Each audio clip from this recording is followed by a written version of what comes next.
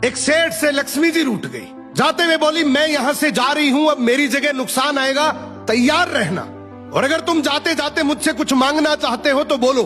सेठ बहुत समझदार था, बड़ी विनम्रता से बोला, माता नुकसान आ रहा है तो आने दीजिए, बस मुझे आप एक वरदान दीजिए कि मेरे परिवार में हमेशा सुख शांति बनी रहे। लक्ष्मी जी मुस्कुराई, तथास्तु कहा और वहां से चली गई। अब उस सेठ की 4 बहुएं थी। कुछ दिनों बाद सबसे छोटी बहू खिचड़ी बना रही थी। उसने खिचड़ी में नमक डाला और अपने काम में व्यस्त हो गई।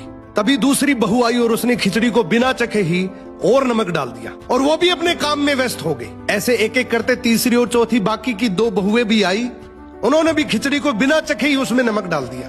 अब रात को सबसे पहले सेठ खाना खाने बैठा। जैसे ही उसने खिचड़ी का 1 चम्मच लिया, उसे महसूस हो गया कि इसमें बहुत ज्यादा नमक है, और सेठ जी तुरंत समझ गए कि नुकसान आ चुका है।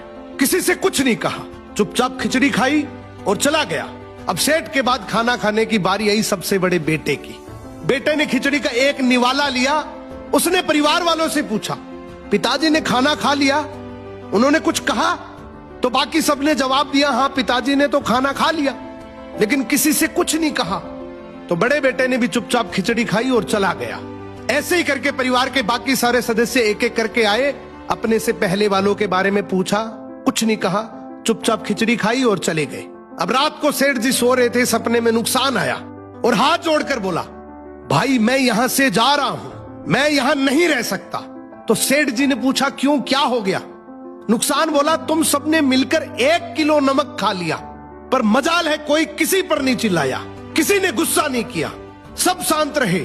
अब जिस परिवार में इतनी सुख शांति हो, आपस में इतना प्यार हो, वहां पर मैं नहीं रह सकता।